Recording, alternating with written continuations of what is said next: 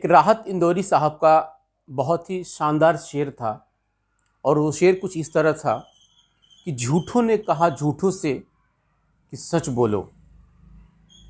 झूठों ने कहा झूठों से कि सच बोलो, सरकारी फरमान हुई है सच बोलो।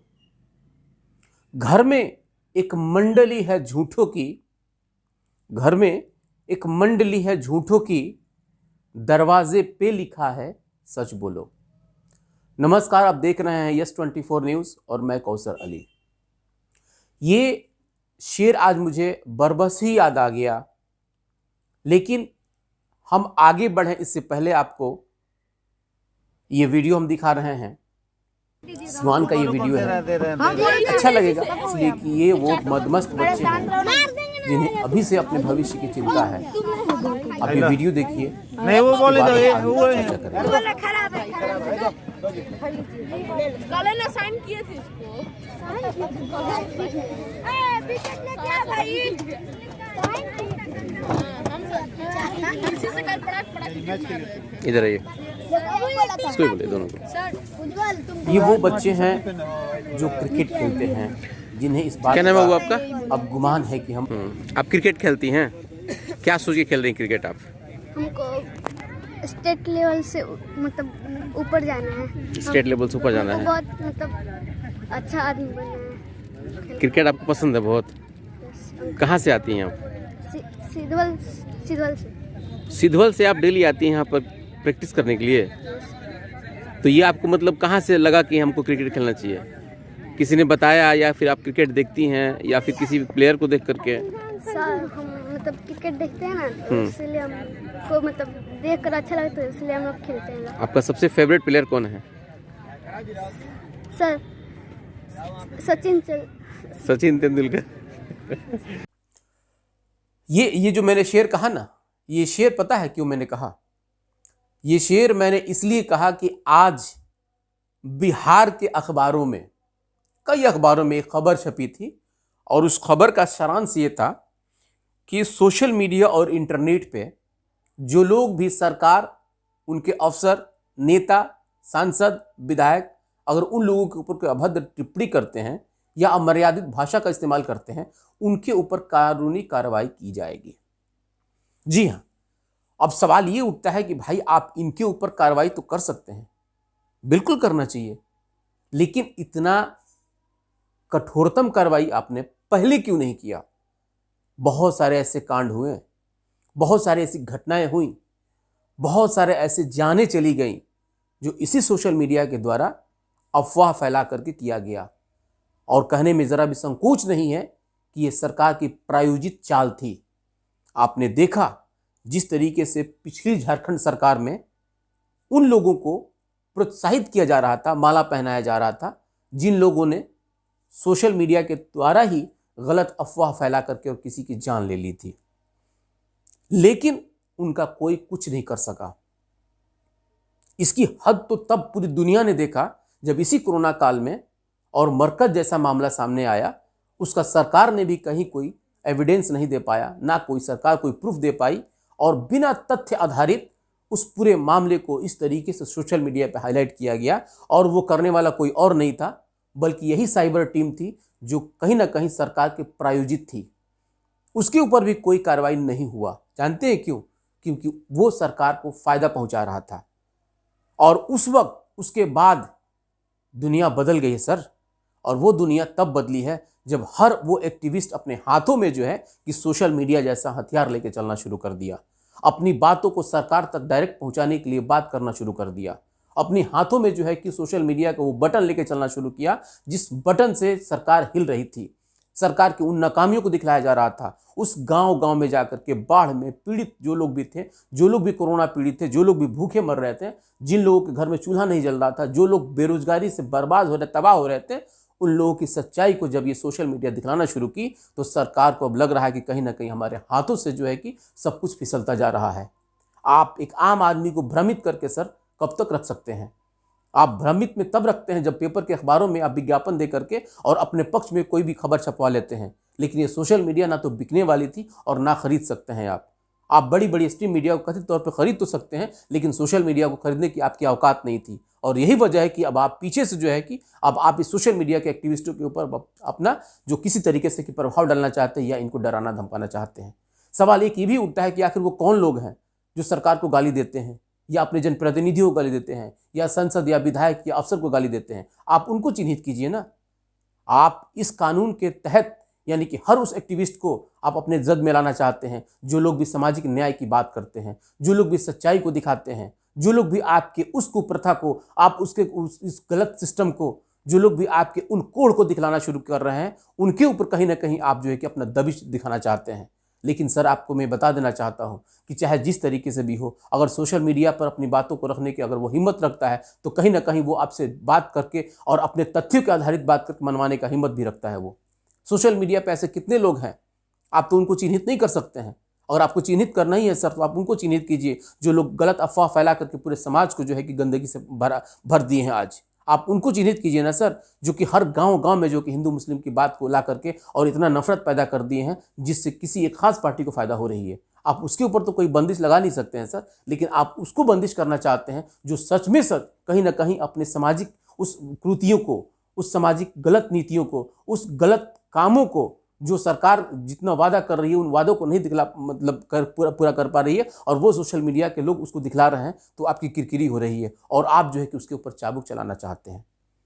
आज जिस तरीके से नेता प्रतिपक्ष तेजस्वी यादव, मैं उनसे भी कहना चाहता हूं कि आज आप विपक्ष में है ना, तो फिर आप ये ट्वीट कर रहे हैं या फिर दिखा रहे हैं। अगर कल सत्ता में आप रहते और अगर आपके भी नाक के नीचे इस तरीके की गंदगी रहता और अगर सोशल मीडिया वाले दिखलाते तो शायद हो सकता था कि आप भी इस कानून को बनाते हैं।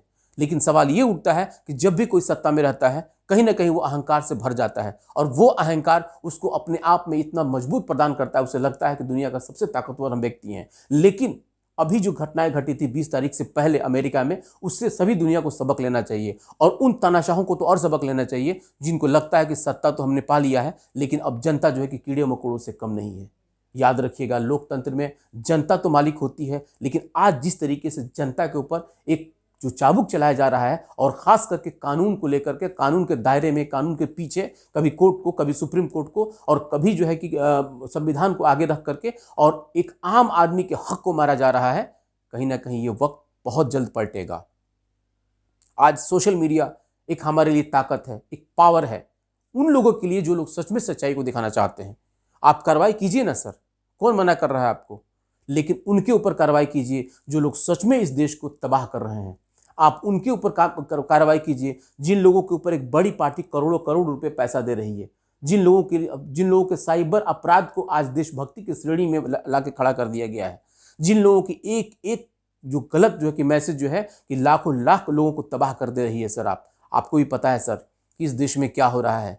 इसी साइबर अपराध के तहत कितने अपराधी खुले घूम रहे हैं, कितने अपराधी सरकारी अफसर के साथ घूम रहे हैं, कितने ऐसे साइबर अपराधी हैं जो सरकार के साथ साझा कर रहे हैं, बैठे हुए हैं, उनके सामने बैठे हुए हैं और उन लोगों को उसी के पैसा मिलती है इसलिए क्योंकि उससे सरकार को फायदा है और सरकार को उससे घाटा हो रही है, जिससे उसको लग रहा है कि ये सच्चाई को दिखा रहा है।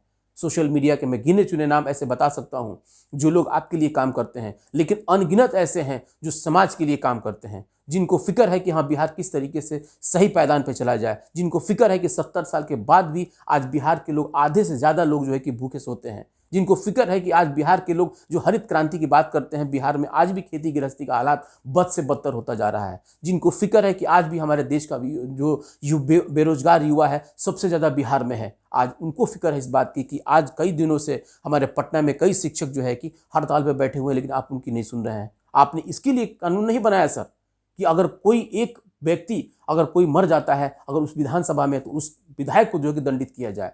आपने इसके लिए कोई कानून नहीं बनाया कि उसके लोकसभा में अगर एक भी व्यक्ति अगर भूखे मरता है तो उस संसद को बर्खास्त किया जाए।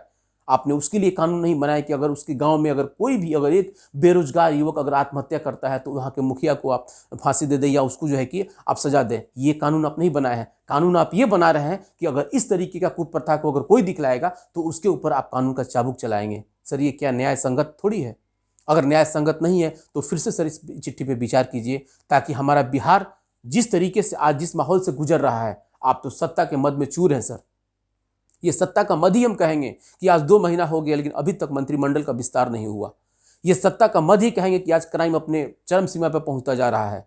हर जिले में जो क्राइम अपने ग्राफ को बढ़ता जा रहा है, कई बलात्कार हुए, कई आपराधिक घटनाएं हो रही हैं, आप उस पर कोई कानून नहीं बना रहे हैं। कानून बना रहे हैं उस पर जो सच्चाई को दिखा रहा है। मैं आपसे एक बार फिर रिक्वेस्ट करता हूं सर कि इस पे आप सोचें, ये सोच करके कि इस बिहार के लिए कम से कम अगर बड़ी से बड़ी मीडिया अगर हमारे लिए नहीं है तो कम से कम ये छोटे जो पोर्टल वाले हैं या जो छोटे जो है कि इंटरनेट वाले हैं, अगर ये सच्चाई को दिखला रहे हैं तो आप उसको पचाने का कोशिश कीजिए सर, उसको बदहजमी की तरफ मत ले लीजिए। इसलिए कि ये वो हथियार है जो एक कम से कम एक उस आदमी के लिए जो एक आम आदमी जिसे कहा जाता है, एक बेरोजगार कहा जाता है, वो कम से कम अपनी बातों को आप तक पहुंचा लेता है। ये बात सही है कि उसको गलत तरीके से नहीं आना चाहिए, उसको गाली गलौज नहीं करना चाहिए, उसको किसी अभद्र भाषा का इस्तेमाल नहीं करना चाहिए।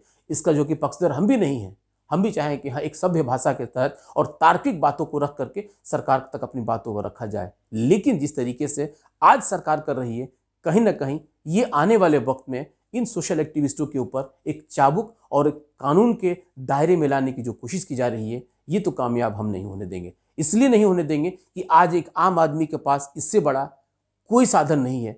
इसलिए कि आम आदमी सर एक रोटी नहीं कमा सकता है, लेकिन आप तक अपनी बात को पहुंचाने के लिए अगर कम डेटा में अगर पहुंचा दे रहा है तो सर यही शुक्रगुजार है आज के इस इंटरनेट के ज़माने में। वैसे भी मोदी जी कहते हैं कि हमारा देश जो है कि अब जो है कि इंटरनेट के मामले में दुनिया का सबसे बड़ा देश होने जा रहा है।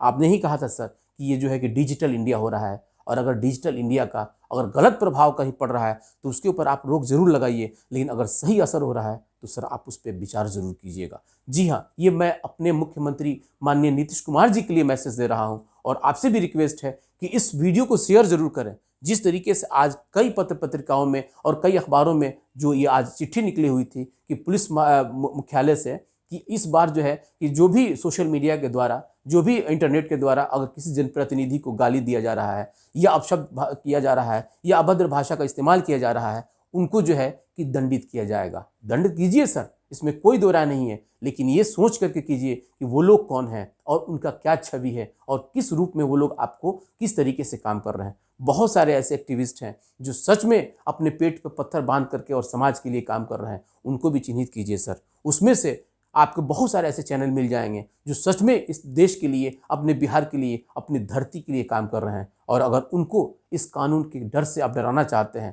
तो सर कोई सोशल एक्टिविस्ट डरने वाला नहीं है, इसलिए कि उस सोशल एक्टिविस्ट का चेहरा भी रहता है, उस सोशल एक्टिविस्ट का नंबर भी रहता है, उस सोशल एक्टिविस्ट का एड्रेस भी रहता है, सारी चीज़ें मौजूद हैं सर। तो वो इतना हिम्मत ज़रूर रखता है कि आपसे कंप्लेन कर दे, तो इस तरीके के माहौल से वो लड़ना भी जानता है सर। इसलिए इस पर विचार कीजिए ताकि एक आम आदमी कम से कम अपने खुली ज़िंदगी को अच्छी तरीके से जी सके, क्योंकि अभी जो है माहौल है वो दम घोटू वाला ज़रूर है सर। आप देखते रहिए YES24 न्यूज़। अगर आपको हमारा ये प्रोग्राम अच्छा लगता है तो कमेंट और लाइक ज़रूर कीजिए, और हाँ, इसे शेयर करना ना भूलिए, और सब्सक्राइब भी कीजिए ताकि हमारा भी हिम्मत और हौसला बढ़ता रहे। मिलते हैं फिर हम कल, तब तक के लिए